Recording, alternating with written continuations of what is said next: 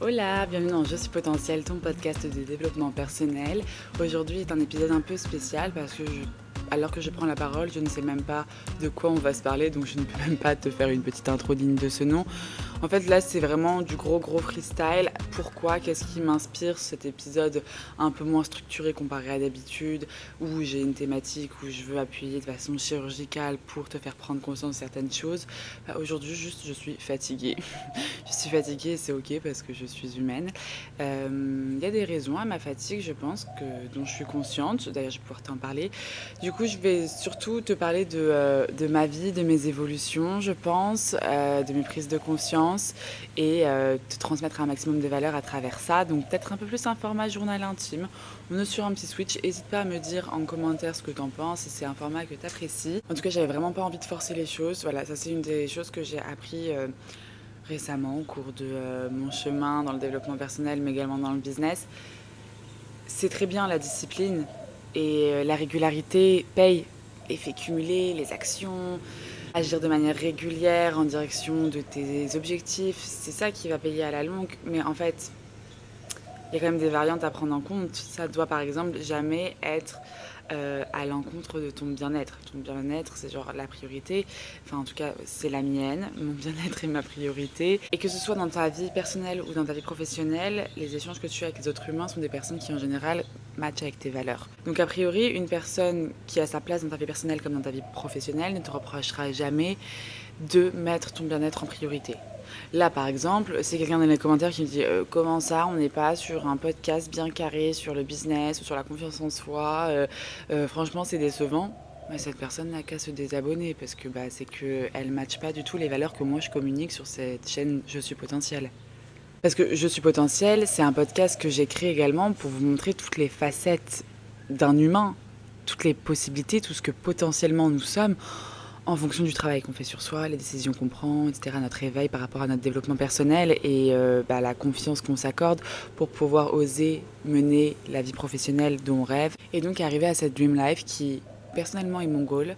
C'est peut-être un terme un peu abstrait, la dream life, genre vie de rêve, c'est-à-dire, en fait, c'est parce qu'elle est propre à chacun. Et souvent, ça part de ça, c'est qu'on l'a même pas défini. Genre, on s'inspire un peu de tout ce qu'on voit sur les réseaux sociaux, ce qui semble être bien, ce qui devrait être bien, ce qui souvent d'ailleurs alimente la FOMO, Fear of Missing Out, le truc de ah ouais, mais alors moi j'ai choisi ce type de vie, du coup je rate ce type de vie. Et c'est là qu'il faut vraiment être au clair sur toi, qui tu es, qui tu veux devenir. Parce que même si la vie de Brigitte elle est incroyable, c'est pas celle qui toi te ferait vraiment vibrer. Il y a plein de types de vie trop bien. Et en fait, dans la vie, il faut faire des choix. Il faut faire des choix. Et plus ils vont être en alignement avec qui tu es vraiment et qui tu veux vraiment devenir, et plus tu seras épanoui. Oui, c'est comme ça que moi j'ai abandonné la FOMO, parce qu'avant la FOMO c'était vraiment un sujet chez moi.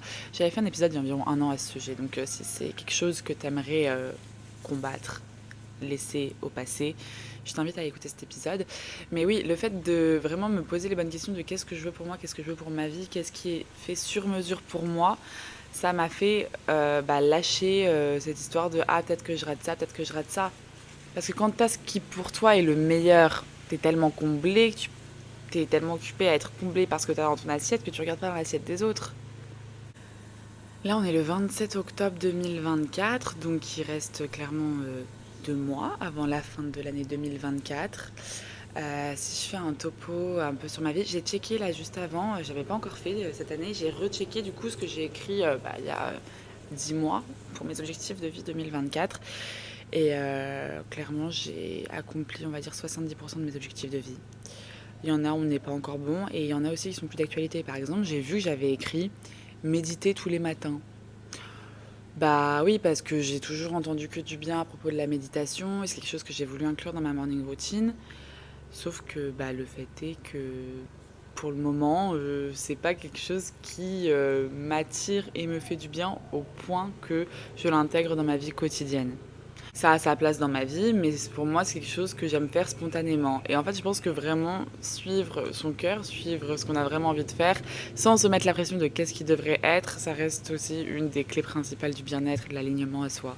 Pareil, j'ai vu que j'avais noté dormir moins, dormir genre 7 heures par jour, parce que, oui, par nuit. parce que je voulais être un peu plus dans cette productivité de voilà, tu te couches tôt, tu te lèves tôt, tu as tellement un bon rythme de sommeil et tu t'apportes les bons nutriments dans ton alimentation, dans tes compléments alimentaires, tu as un rythme de vie sain, donc du coup, t'es pas quelqu'un d'épuisé qui est tout le temps en train de dormir. Parce que pour moi, dormir, c'est un vrai sujet. J'ai beaucoup, toujours, souvent été en carence de sommeil, la sieste est ma vie. Et après, j'ai quand même appris à lâcher prise. Bon, évidemment, les sujets que je t'ai dit juste avant, genre ton hygiène de vie, ce que tu donnes à ton corps, ça joue de ouf et il faut être carré là-dessus. Moi, je suis encore en chemin sur ces points-là.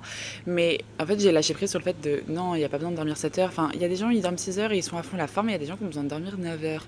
Et ce serait aller à l'encontre de ma nature.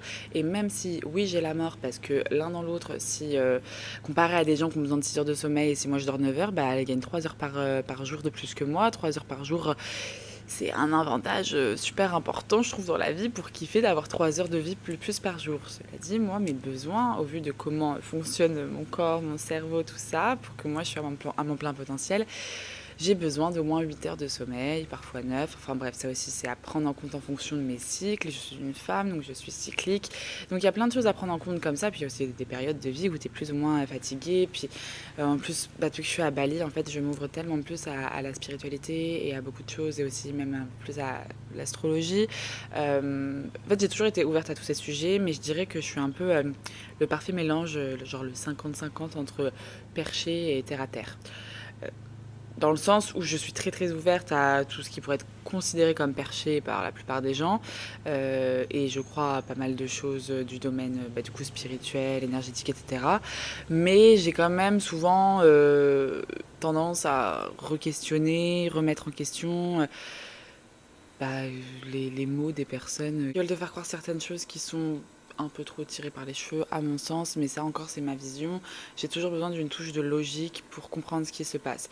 Je dis pas que ça doit être tangible, que je dois pouvoir le toucher. Enfin, en fait, on est dans un monde fait d'énergie, ça je l'ai bien compris. Donc il y a beaucoup de choses qui se passent du domaine de l'invisible. Donc ça c'est un vrai travail de conscientiser tout ça et d'apprendre à ce sujet et de savoir s'en servir au mieux, savoir se servir au mieux des énergies, savoir comment parler à ses guides, à l'univers, enfin peu importe tes croyances, hein, ça peut être Dieu, tout ça. Je me suis beaucoup ouverte à tous ces sujets et pour revenir à ce que je disais, il y a ces histoires de pleine lune, d'éclipses, il se passe des choses dans le ciel et en fait c'est un truc tout con mais à partir du moment où les marées elles sont régies par la pleine lune et que notre corps est fait à, je vais dire un chiffre de merde, 80-90% d'eau, je sais pas exactement, comment on pourrait nier le fait que oui, les pleines lunes ont des influences sur nous en tant qu'humains. Voilà, il y a plein de domaines comme ça auxquels je me suis ouvert étant à Bali et que je vais continuer à m'ouvrir évidemment. Et donc j'ai énormément à apprendre et ça m'aide à connaître de plus en plus de clés pour être dans un bien-être qui m'emmène à mon plein potentiel, ce qui est pour moi la priorité. Être à mon plein potentiel, c'est vivre une vie où j'ai pas l'impression de passer à côté de ma vie. J'ai pas l'impression que en fait ça aurait pu être différent. Genre juste être dans la gratitude de waouh, ce que j'ai créé, c'est incroyable. Et typiquement, vivre à Bali, c'était dans mes objectifs que j'ai écrit début 2024. Et j'en étais bien loin à ce moment-là. Je suis arrivée à Bali, je crois que c'était le 23 mai. Donc il y a quand même janvier, février, mars, avril, mai. Il y a eu 5 mois. Bon, je dirais qu'un mois avant, j'étais sûre d'y aller. Mais voilà, il y a eu 4 mois où j'étais en mode, Morgane, t'y vas. Tu veux y aller, comment tu vas y aller, tu ne sais pas. J'avais pas un rond, enfin je précise quand même que j'ai débarqué à Bali avec 0 sur mon compte en banque et que j'étais tous les mois à découvert. Là, c'est incitation à la prise de risque quand je vous dis ça, parce que c'est vrai que quand on regarde la dream life des autres sur les réseaux sociaux, on se dit oh ça a l'air facile, elle est tout le temps à la plage, elle est tout le temps en train de voyager, mais en fait les prises de risque que ça a été et en amont le travail pour réguler cette peur de manquer, voilà ce truc, ce besoin de se dire mais attends est-ce que j'ai de l'argent de côté s'il m'arrive une galère et tout. Il y a des gens ils ont des mille et des cents de côté puis ils disent toujours ouais mais on sait jamais si ça se passe mal, nanana. Enfin ils se trouvent toujours des excuses. En fait quand t'as décidé de te trouver des excuses tu trouveras toujours des excuses. C'est tes peurs qui te contrôlent, tes peurs elles contrôlent ta vie. C'est pour ça que j'ai mis beaucoup d'énergie dans le fait de soigner mes peurs. Évidemment, j'en ai encore, je ne suis pas un super-héros. Mais celles qui sont encore présentes, j'ai conscience qu'elles sont là. Donc ça me permet de, quand elles se la ramènent dans ma vie, quand je sens que je suis en réaction à mes peurs, pouvoir me prendre dans les bras émotionnellement, Me dire, ok, c'est ça, tu réagis comme ça te stresse comme ça, parce que ça. Alors moi, le domaine où j'ai encore le plus de travail à faire, c'est sur le domaine amoureux. Bon, j'ai grandi dans un environnement qui n'était clairement pas un modèle d'amour sain, et les expériences que j'ai eues étant plus jeune n'étaient pas des modèles d'amour sain. C'est pour ça que je me suis concentrée sur mon célibat et mon amour propre pour pouvoir me construire des bases saines d'amour propre, parce que je pense qu'une relation saine, ça passe d'abord par un amour propre, ça passe d'abord par le fait de s'aimer soi. Parce que quand tu t'aimes pas assez, c'est la porte ouverte à attirer des relations qui vont être malsaines et qui vont te manquer de respect, qui vont en fait valider tout ce manque d'amour que tu n'as pas pour toi. Ça peut être la porte ouverte à des relations abusives, clairement. Ça veut pas dire que la personne en face est une mauvaise personne, hein. Ça veut juste dire que ça va être deux personnes écorchées qui vont se retrouver, qui vont sûrement appuyer sur leurs blessures, qui vont se mettre en réaction. Et en fait, si tu as une approche dev perso, un peu spirituelle, tu vas pouvoir observer ça et peut-être t'aider à grandir et à te soigner mutuellement. Mais en général, on a juste nos œillères et t'appuies où ça fait mal et ça crée des gros conflits. Et donc beaucoup de frustration, beaucoup de colère, beaucoup de tristesse. Et ça, c'est les énergies qui sont vraiment pas bonnes pour ton bon développement. Donc oui, je me perds un peu dans ce que je disais, mais oui, je disais, donc moi, c'est vraiment encore les sujets où je sens qu'il y a des peurs qui sont encore là, c'est par rapport à l'amour. Bon, j'ai 25 ans, je vais à mon rythme, ça aussi, c'est un vrai sujet. Peut-être que tu te compares de temps en temps, tu te dis ouais, mais cette personne elle est en place sur ci, sur ci, sur ça. Mais en fait, chacun ses challenges. Il y a des gens, ils ont des facilités dans certains domaines. Il y a des gens, ils ont surtout dédié leur temps à ce domaine-là. Par exemple, dans mon cas, j'ai décidé de beaucoup donner d'attention à mon amour-propre, au développement de ma confiance en moi, de mon pouvoir intérieur. Donc évidemment, je suis en place dans le sujet. J'ai mis toute mon énergie là-dedans. Alors que ça se trouve, il y en a, ils ont décidé de s'acharner sur des relations. Ils ont enchaîné les relations amoureuses. Ils ont vu, je sais pas, des thérapeutes de couple, ils ont fait ça avec un chaman, enfin j'en sais rien, tu vois, mais ils ont vraiment mis de l'énergie dans ce domaine-là. Automatiquement, ils ont pu soigner certaines blessures. C'est toujours quelle énergie, quelle attention tu mets sur certains points de ta vie, et aussi les timings. Parce que chacun ses timings. Je veux dire, moi je rencontre ici à Bali des femmes de tout âge. Voilà, genre j'ai une amie au sang, elle a 23 ans, j'en ai une autre, elle en a 34. Et pourtant, il y a des problématiques qui sont bien bien similaires. Et il n'y en a pas une qui devrait se dire ah, je suis en avance, ah, je suis en retard. En fait, on n'est pas du tout comparable sur notre timing. On a des histoires de vie tellement différentes. On ne part pas du même endroit et on ne va pas au même endroit. Par contre, ce que je crois, c'est qu'on est toutes et tous là pour s'accompagner sur ces chemins-là. Que les gens qui viennent dans ta vie viennent pour des bonnes raisons, que ce soit pour te rappeler que, eh oh, ce point-là, il est à travailler, renforcer et à donner de l'amour sur ce point-là parce que tu es sensible là-dessus, ou que ce soit pour justement te pousser, te tirer vers le haut, te montrer ta lumière. Enfin, les gens ont un rôle sur ton chemin et quand tu comprends ça, ça permet beaucoup plus facilement de pardonner peut-être des personnes qui t'ont fait du mal, parce que ces personnes qui t'ont fait du mal, elles étaient là pour une bonne raison. Elles étaient là pour te montrer certaines choses. Donc quand tu as ce mindset-là, tu commences à avoir de la reconnaissance pour les choses qui t'ont blessé. De la reconnaissance pour le négatif. Je mets des guillemets parce que le positif et négatif, c'est quand même très abstrait. Qu'est-ce qui est négatif? Qu'est-ce qui est positif? Comme au final tout a un sens dans ta vie, qu'est-ce qui est négatif? Ça, je sais que ça peut être assez controversé comme idée dans le sens où on dira que certaines choses graves de la vie, genre, je sais pas, dépression après rupture amoureuse, maladie, décès, enfin bref, tous les trucs un peu graves qui vraiment te mettent une grosse claque dans la gueule, qu'on ne peut pas définir ça positif. C'est pour ça qu'on va pas définir ça positif, mais on va pas définir ça négatif. On va définir ça comme part of your journey. Genre, c'est une partie de ton chemin, c'est une partie de ton aventure de vie. Genre, je crois sincèrement qu'on s'est incarné sur Terre pour certaines raisons. Genre, si on est là, c'est pas pour rien. Et on a tous notre propre raison, notre chemin, notre mission de vie. Et c'est pas forcément professionnel qu'on s'entende bien. Et c'est cette quête que, en tout cas, les gens que je rencontre à Bali sont en chemin. C'est pas français.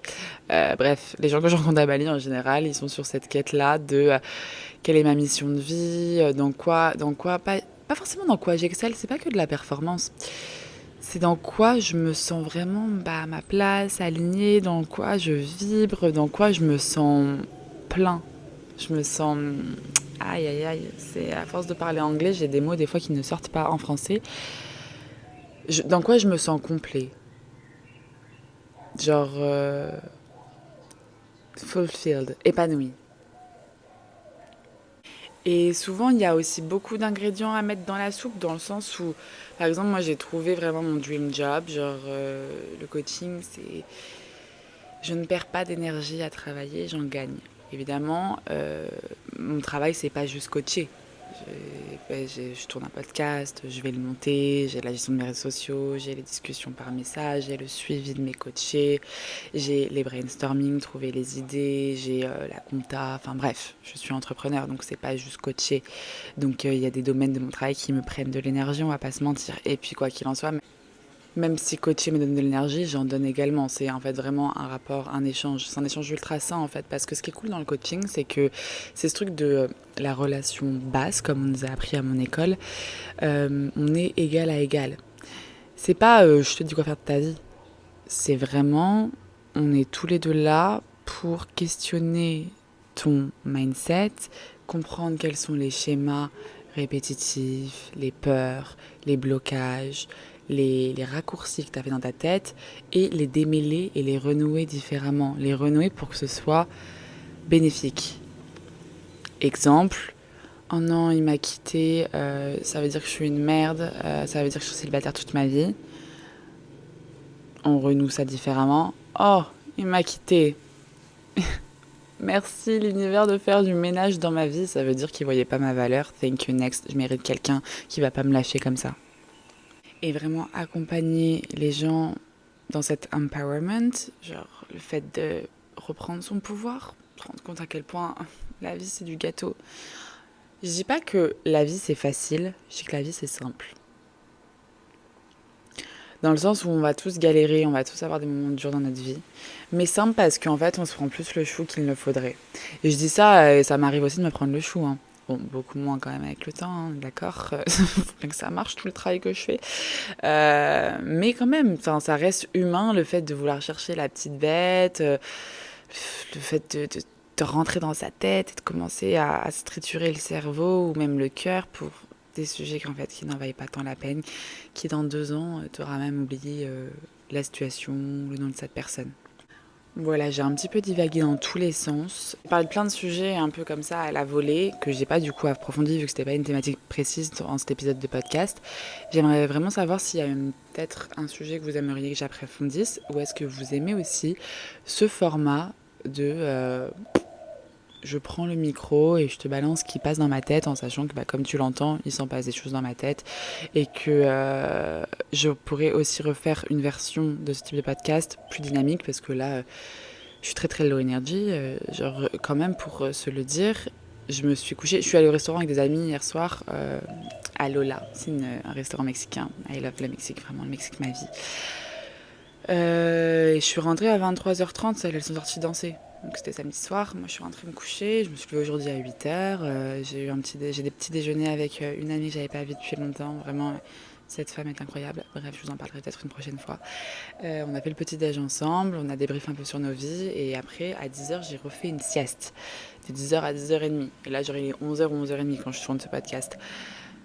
Quand tu fais une sieste le matin, pour moi, ça veut tout dire. Ça veut dire que là, tu as besoin de repos. Après, on est dimanche, donc même si j'ai envie de travailler parce que j'ai plein de trucs à faire et que j'ai envie de les faire, que j'ai envie de travailler, moi, c'est ça aussi mon challenge. Il y en a, tu vois, qui n'arrivent pas à se discipliner, qui n'arrivent pas à travailler. Moi, mon challenge à moi, c'est de prendre des moments off.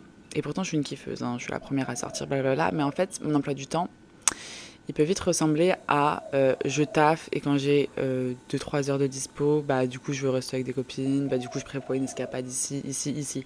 Mais du coup, c'est un emploi du temps, il me faudrait une assistante, c'est un emploi du temps vraiment, vraiment, vraiment chargé. Et j'ai appris ces derniers mois que faire de la place pour du rien, c'est primordial.